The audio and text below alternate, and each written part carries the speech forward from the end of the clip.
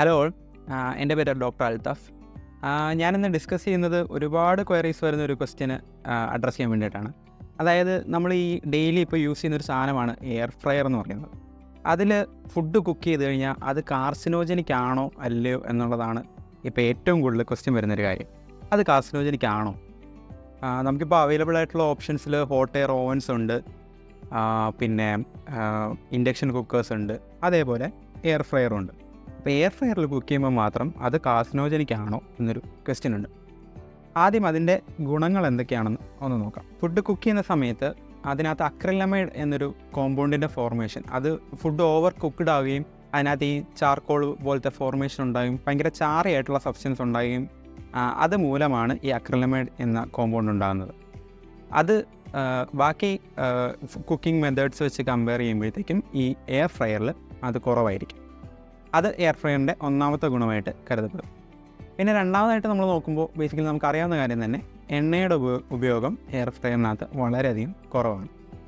മൂന്നാമതായിട്ട് പറയുകയാണെങ്കിൽ അതിനകത്ത് ന്യൂട്രിയൻസ് അതിൻ്റെ സവിശേഷതയൊക്കെ നഷ്ടപ്പെടാതെ ന്യൂട്രിയൻസ് അതേപോലെ തന്നെ കൺസ്യൂം ചെയ്യാൻ നമുക്ക് എയർ ഫ്രയർ യൂസ് ചെയ്യുന്നതുകൊണ്ട് സാധിക്കുന്നുണ്ട്. എയർ ഫ്രയർ യൂസ് ചെയ്ത് ഫുഡ് കുക്ക് ചെയ്യുന്ന സമയത്ത് അതിൻ്റെ ടെക്സ്ചറും ഫ്ലേവറും ഒന്നും നഷ്ടപ്പെടാതെ തന്നെ അതേപോലെ യൂസ് ചെയ്യാൻ നമുക്ക് എയർ ഫ്രയറിനോട് പറ്റും. ഇനി എയർ ഫ്രയർ യൂസ് ചെയ്യുന്നതുകൊണ്ടുള്ള ബുദ്ധിമുട്ടുകൾ അല്ലെങ്കിൽ അതിനുള്ള പ്രശ്നങ്ങൾ എന്തൊക്കെയാണെന്നും കൂടെ നമുക്ക് നോക്കാം. എയർ ഫ്രയർ യൂസ് ചെയ്യുമ്പോൾ ഈ പറഞ്ഞ പോലെ തന്നെ ഈ അക്രിലമൈഡ് എന്ന് പറഞ്ഞ കോമ്പൗണ്ട് ഉണ്ടാകുന്നത് സ്റ്റാർച്ച് കൂടുതലായിട്ടുള്ള ഫുഡുകൾ കുക്ക് ചെയ്യുന്ന സമയത്താണ്.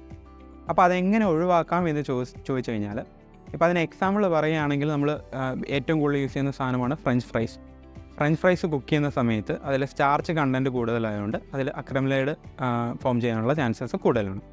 അപ്പോൾ നമുക്ക് അതൊന്ന് പ്രീ കുക്ക് ചെയ്യുകയോ അല്ലെങ്കിൽ ഒന്ന് വാട്ടറിൽ റിൻസ് ചെയ്യുകയോ ചെയ്ത് കഴിഞ്ഞാൽ അതിൽ ആ ബുദ്ധിമുട്ട് ഉണ്ടാക്കാം. രണ്ടാമതായിട്ടും മീറ്റൊക്കെ കുക്ക് ചെയ്യുന്ന സമയത്ത്, അതായത് ഹൈ കൊളസ്ട്രോൾ കണ്ടെയ്നിങ് ആയിട്ടുള്ള മീറ്റൊക്കെ കുക്ക് ചെയ്യുന്ന സമയത്ത് അതിൽ കുറച്ച് അൺഹെൽത്തി ആയിട്ടുള്ള കോമ്പൗണ്ട്സ് ഫോം ചെയ്യാനുള്ള ചാൻസ് ഉണ്ട്.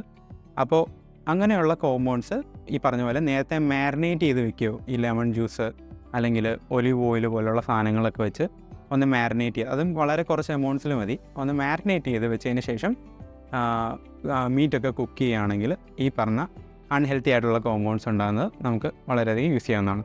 ഓക്കെ, ഒരു ഫൈനൽ ഒപ്പീനിയനായിട്ട് ചോദിക്കുകയാണെങ്കിൽ എയർ ഫ്രയർ യൂസ് ചെയ്യാമോ, അതിൽ കാർസിനോജനിക് ആയിട്ടുള്ള എഫക്റ്റ് ഉണ്ടോ എന്ന് ചോദിച്ചു കഴിഞ്ഞാൽ നിസ്സംശയം പറയാം, എയർ ഫ്രയർ കുറച്ചും കൂടെ അഡ്വാൻസ് ടെക്നോളജിയാണ്. അത് ഹോട്ട് എയർ കണ്ടിന്യൂസ് ആയിട്ട് ഫുഡിലേക്ക് സപ്ലൈ ചെയ്ത് അതുമൂലം ചെയ്യപ്പെടുന്ന ഒരു കൈൻഡ് ഓഫ് കുക്കിംഗ് ആണ്. അപ്പോൾ അത് എന്തായാലും ബാക്കി കുക്കിംഗ് മെത്തേഡ്സ് വെച്ച് കമ്പയർ ചെയ്യുമ്പോഴത്തേക്കും കാർസിനോജനിക് എഫക്റ്റ് അതിൽ കുറവാണ്. അപ്പോൾ ഇതിൻ്റെ ഒരു എൻ്റെ കൺക്ലൂഷൻ പറയുകയാണെങ്കിൽ എയർ ഫ്രയർ ഡേഞ്ചറസ് ആണോ എന്ന് ചോദിച്ചാൽ ഒരിക്കലും അല്ല. ബാക്കി നമ്മൾക്ക് അവൈലബിൾ ആയിട്ടുള്ള കുക്കിംഗ് മെത്തേഡ്സ് വെച്ച് കമ്പയർ ചെയ്യുമ്പോഴത്തേക്കും എയർ ഫ്രയർ സേഫാണ്. പിന്നെ ഈ പറഞ്ഞ പോലെ തന്നെ അതിൽ കൂടുതൽ ഓവർ കുക്ക് ചെയ്യാതിരിക്കുക, ഈ പറഞ്ഞ കോമ്പൗണ്ട്സ് ഉണ്ടാവാത്ത രീതിയിൽ ഓവർ കുക്ക് ചെയ്യാതെ കുക്ക് ചെയ്യാൻ ശ്രമിക്കുക. So have A very good cooking pattern. Thank you.